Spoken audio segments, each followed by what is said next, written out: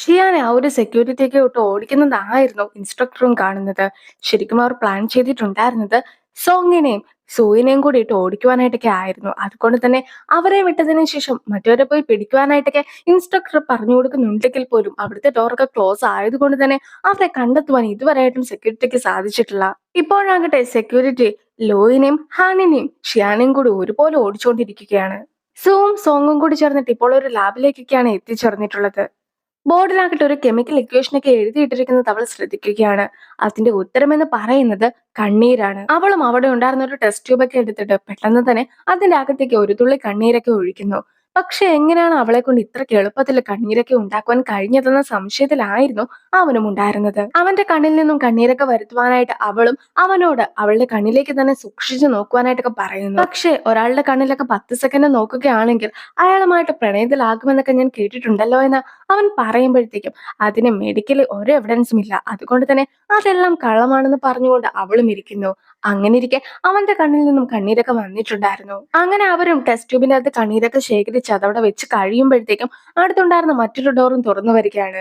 അങ്ങനെ അവർ രണ്ടുപേരും കൂടി ചേർന്നിട്ട് ഡോർ വഴി പുറത്ത് കടന്ന് കഴിയുമ്പോഴത്തേക്കും പെട്ടെന്ന് വലിയൊരാളൊക്കെ അവരുടെ അടുത്തേക്കും വരുന്നു. അയാളെ കണ്ട് സോങ്ങും ആകെ പേടിച്ച് സുവിന്റെ കയ്യിലൊക്കെ പിടിച്ചു നിൽക്കുകയാണ്. അങ്ങനെ ഇരിക്കെ അതുവഴി ഓടി വന്നിട്ടുണ്ടായിരുന്ന ഷിയാനും ഇയാളെയും കൂടി കണ്ട് പേടിച്ചതിന് ശേഷം കരഞ്ഞുകൊണ്ടൊക്കെ ഓടുന്ന ആ ഒരു ഗ്യാപ്പില് സോങ്ങും സൂവും കൂടി ചേർന്നിട്ട് മറ്റൊരു സ്ഥലത്തേക്ക് കയറി അവിടെ ഉണ്ടായിരുന്ന ഡോറൊക്കെ അടയ്ക്കുന്നു.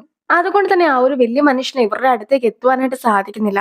പിന്നീടാകട്ടെ അവരും കോണിപ്പടിയൊക്കെ കയറിയിട്ട് മറ്റൊരിടത്തേക്ക് പോകുകയാണ്. അങ്ങനെ അവർ എത്തിയിട്ടുണ്ടായിരുന്നത് ഒരു തിയേറ്ററിലൊക്കെ ആയിരുന്നു. അവിടെയാകട്ടെ ഒരു കോസ്റ്റ്യൂമിന്റെ അടുത്തായിട്ട് ക്വസ്റ്റ്യൻ പേപ്പറും വെച്ചിട്ടുണ്ടായിരുന്നു. അങ്ങനെ അവരും ക്വസ്റ്റ്യൻ പേപ്പർ കണ്ടെത്തിയിരിക്കുന്നു. നമ്മുടെ ഇൻസ്ട്രക്ടർ ആയിട്ടുണ്ടായിരുന്ന അയാളായിരുന്നു വലിയൊരു രൂപത്തിലൊക്കെ അവിടെ എത്തിയിട്ടുണ്ടായിരുന്നതും. ഇപ്പോൾ ആകട്ടെ അയാളും ആ ഒരു വേഷം എല്ലാം തന്നെ അഴിച്ചു വെച്ചിട്ട് മൈക്കിന് മുമ്പിൽ വന്ന് ഇരിക്കുകയാണ്.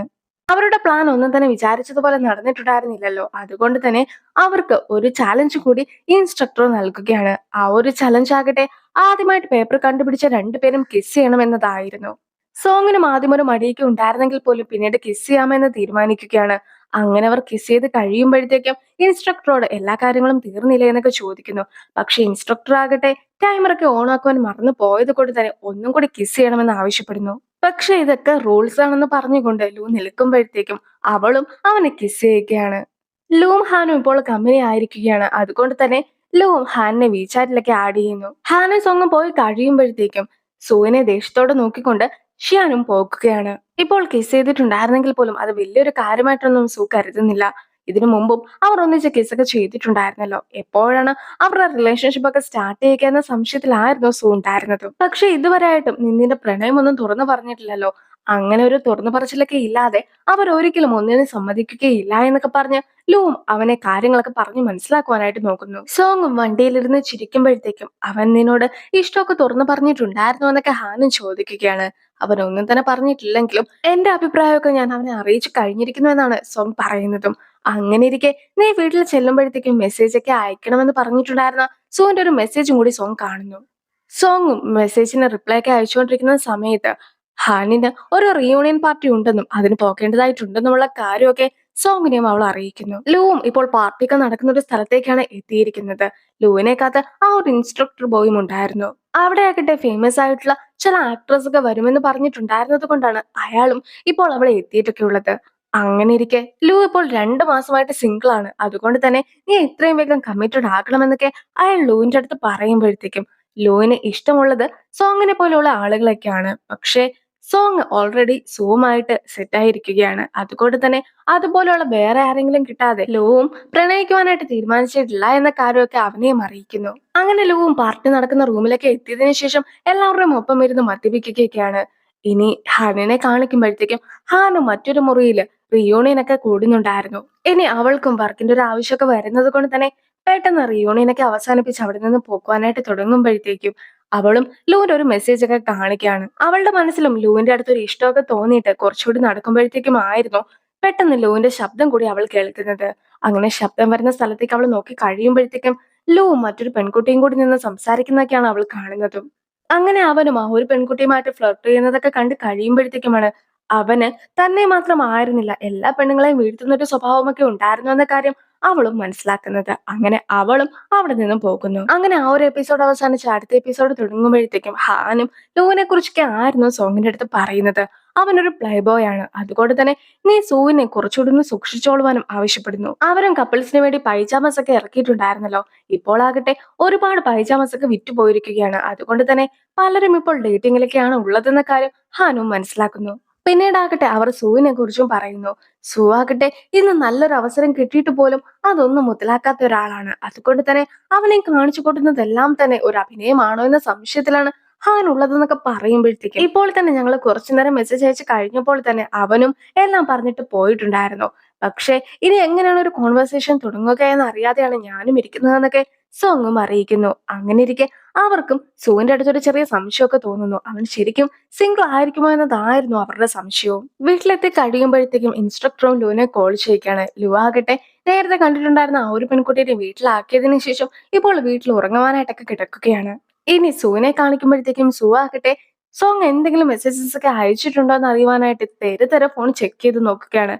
പക്ഷെ ഒരു മെസ്സേജസും കാണുന്നുണ്ടായിരുന്നില്ല. അങ്ങനെ ഇരിക്കെ അവൻ ലൂവിനെയും കോൾ ചെയ്യുന്നു. അവന്റെ വീചാറ്റൊക്കെ നിന്നു പോയെന്ന് വിചാരിച്ചിട്ടായിരുന്നു അവൻ ഇരുന്നിട്ടുണ്ടായിരുന്നത്. അതുകൊണ്ടായിരുന്നു ലൂവിനെ കോൾ ചെയ്തതും. പക്ഷെ അതിന് ഒരു തകരാറും ഇല്ല എന്നൊക്കെ അവനും മനസ്സിലാക്കുകയാണ്. അവൾ കുളിക്കുവാൻ പോയതായിരിക്കുമോ, അതോ അവൾ എന്തെങ്കിലും വർക്കിലായിരിക്കുമോ, ഇതൊന്നുമല്ല എങ്കിൽ അവൾ മറ്റാരോടെങ്കിലും ചാറ്റ് ചെയ്യൊക്കെ ആയിരിക്കുമോ എന്നൊക്കെ സംശയിച്ചു നിൽക്കുമ്പോഴത്തേക്കും അവളും ഓക്കെ എന്നൊരു മറുപടിയൊക്കെ അവൻ അയക്കുന്നു. അങ്ങനെ ഇരിക്കെ അവനും അവളോട് സംസാരിക്കാനുള്ള ആഗ്രഹം കൊണ്ട് പല രീതിയിലും ടൈപ്പ് ഒക്കെ ചെയ്ത് നോക്കുന്നുണ്ട്. പക്ഷെ അത് സെൻഡ് ചെയ്യാതെ അവനും ഇരിക്കുന്നു. അങ്ങനെ ഇരിക്കെ അവനും ഇന്റർനെറ്റിൽ ഓക്കെ എന്ന് അയച്ചിട്ടുണ്ടായിരുന്ന ഒരു പെൺകുട്ടിക്ക് എന്താണ് റിപ്ലൈ കൊടുക്കുക എന്നൊക്കെ സെർച്ച് ചെയ്ത് നോക്കുമ്പോഴത്തേക്കും അവൾക്ക് നിങ്ങളോട് സംസാരിക്കാനായിട്ട് താല്പര്യം ഉണ്ടാകുകയില്ല എന്നൊരു മറുപടിയൊക്കെ ആയിരുന്നു ഇന്റർനെറ്റിൽ നിന്നും അവന് ലഭിക്കുന്നത്. അതുകൊണ്ട് തന്നെ അവനും പിന്നീട് മെസ്സേജ് അയക്കാതെ കിടക്കുകയാണ്. സോങ്ങും കാലിൽ ലോഷനൊക്കെ തേച്ചുകൊണ്ടിരിക്കുമ്പോഴത്തേക്കും അവളുടെ കാലിന് ഒരു വേദനയൊക്കെ തോന്നുന്നു. അപ്പോഴായിരുന്നു നേരത്തെ ഓടി രക്ഷപ്പെടുവാനായിട്ട് അവൾ ശ്രമിച്ച സമയത്ത് അവളുടെ കാല് ഇടിച്ചതാണെന്നുള്ള കാര്യം അവൾ മനസ്സിലാക്കുന്നത്. അങ്ങനെ ഇരിക്കെ അവളും അത് വീചാറ്റിലൊക്കെ പോസ്റ്റ് ചെയ്യുന്നു. അപ്പോൾ തന്നെ പല കമന്റ്സും നിനക്ക് എന്ത് സംഭവിച്ചതാണെന്നൊക്കെ ചോദിച്ചു വന്നിട്ടുമുണ്ടായിരുന്നു. ഇതൊക്കെ കണ്ടിട്ട് തനിക്കൊരു മെസ്സേജ് എങ്കിലും അയക്കുമെന്ന് വിചാരിച്ചിട്ടായിരുന്നു അവളും ആ പോസ്റ്റ് ഒക്കെ ഇട്ടിട്ടുണ്ടായിരുന്നത്. പക്ഷെ കുറെ നേരം ഫോണൊക്കെ എടുത്തു വെച്ച് നോക്കിയിട്ടും അതിലൊരു മെസ്സേജും കാണാതെ ആകുമ്പോഴത്തേക്കും അവനും ഉറങ്ങിയെന്ന കാര്യം അവൾ മനസ്സിലാക്കുന്നു. ലൂം ഒരു മീറ്റിംഗ് ഒക്കെ നടത്തിയിരിക്കുകയാണ്. കൂടെയുള്ള വർക്കേഴ്സിനോട് നമ്മുടെ അടുത്തൊക്കെ താമസിക്കുന്ന കുറെ അധികം പ്രായമുള്ള ആളുകളാകട്ടെ അവരുടെ വീട്ടിലൊക്കെ എന്തെങ്കിലും മോഷണം നടക്കുമോ എന്ന പേടിയിലാണുള്ളത്. നമ്മളും അവർക്ക് വേണ്ടത്ര അവയർനെസ്സും കാര്യങ്ങളൊക്കെ കൊടുക്കേണ്ടതായിട്ടുണ്ടെന്ന് എല്ലാവരോടുമായിട്ട് പറയുന്നു. ഇപ്പോൾ ആകട്ടെ പ്രായമായ കുറേയധികം ആളുകളൊക്കെ അവിടെ എത്തിയിരിക്കുകയാണ്. അവരുടെ അടുത്ത് അവരുടെ ഇടയിൽ ഒരു മോഷണ ശ്രമമൊക്കെ ഉണ്ടാക്കുകയാണെങ്കിലും ഒരു തീപിടുത്തം ഉണ്ടാക്കുകയാണെങ്കിലും അവരെ പറ്റിക്കുവാനായിട്ട് ആരെങ്കിലും നോക്കുകയാണെങ്കിലും എന്തൊക്കെ രീതിയിലുള്ള കാര്യങ്ങളാണ് ചെയ്യേണ്ടതെന്നൊക്കെ എല്ലാവരും കൂടി പറഞ്ഞു കൊടുക്കുവാനായിട്ട് ശ്രമിക്കുന്നു. ഒരു ഫയർ ഫൈറ്റർ ആകട്ടെ അവിടെ ഉണ്ടായിരുന്ന ചെവിയൊക്കെ കേൾക്കുവാനായിട്ട് കുറവുള്ള ഒരാളുടെ അടുത്ത് വളരെയധികം ഉറക്കെ എന്തെങ്കിലും ഒരു തീപിടുത്തമൊക്കെ ഉണ്ടാക്കുകയാണെങ്കിൽ ആദ്യമേ മൂക്കുമായും പൊത്തിപ്പിടിക്കണമെന്നൊക്കെ പറഞ്ഞു കൊടുക്കാനായിട്ട് നോക്കുകയാണ്. വളരെ ഉറക്കെ ആയിരുന്നു അയാൾ പറഞ്ഞു കൊടുക്കാനായിട്ട് ശ്രമിച്ചിട്ടുണ്ടായിരുന്നത്. എന്നിട്ട് പോലും അതൊന്നും മനസ്സിലാക്കാത്ത വൃദ്ധനാകട്ടെ ഏത് എലീനെയാണ് പിടിക്കേണ്ടതെന്നൊക്കെ അവന്റെ അടുത്തും ചോദിക്കുന്നു. അങ്ങനെ ഇരിക്കെ അവിടെ എത്തുന്ന മറ്റൊരു പെൺകുട്ടിയാകട്ടെ ഈ ഒരു കാര്യത്തിൽ നീ കുറച്ചെങ്കിലും ബുദ്ധിയൊക്കെ പ്രവർത്തിപ്പിക്കേണ്ടതായിട്ടുണ്ടെന്ന് പറഞ്ഞിട്ട് അവിടെ ഉണ്ടായിരുന്ന ഒരു ടവലൊക്കെ എടുത്ത് കാണിച്ച് മൂക്കും വായും പൊത്തി പിടിച്ചതിന് ശേഷം ഓടുവാനായിട്ടൊക്കെ ആക്ഷൻ കാണിക്കുന്നു. അവളും അത്രയും കാര്യങ്ങളൊക്കെ കാണിച്ചു കൊടുക്കുമ്പോഴത്തേക്കും ആയിരുന്നു പ്രായം ചെന്ന ആ ഒരു മനുഷ്യനും കാര്യങ്ങളൊക്കെ മനസ്സിലായിട്ടുണ്ടായിരുന്നത്. രണ്ട് പ്രായം ചെന്ന സ്ത്രീകളെയൊക്കെ കയ്യിലാക്കുവാനായിട്ടായിരുന്നു ലൂ ശ്രമിക്കുന്നത്.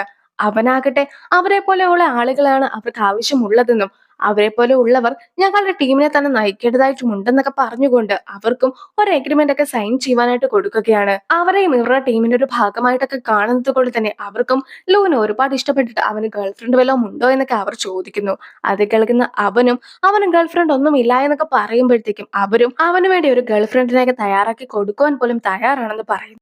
അങ്ങനെ അവരാണ് ബാക്കിയുള്ള ആളുകളെ പോലും ഈ ഒരു കാര്യങ്ങളൊക്കെ പറഞ്ഞ് മനസ്സിലാക്കുവാനായിട്ട് നോക്കുന്നത്. പിന്നീട് ഒരു ബ്ലൈൻഡ് ഡേറ്റ് ഗ്രൂപ്പ് കൂടി തുടങ്ങുന്നു. നേരത്തെ ചെയ്യാൻ ഒരു പ്രൊജക്ട് ഒക്കെ ചെയ്യുവാനായിട്ട് ആയിരുന്നല്ല സോങ്ങിന്റെ അടുത്ത് വന്നിട്ടുണ്ടായിരുന്നത്.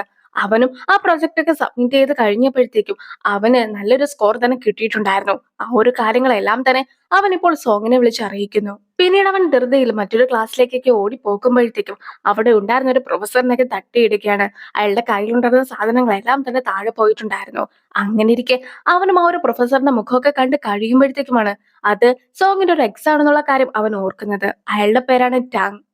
ടാങ്ങിന്റെ അടുത്ത് അവിടെ ഉണ്ടായിരുന്ന മറ്റൊരു പ്രൊഫസറൊക്കെ സംസാരിക്കുകയാണ്.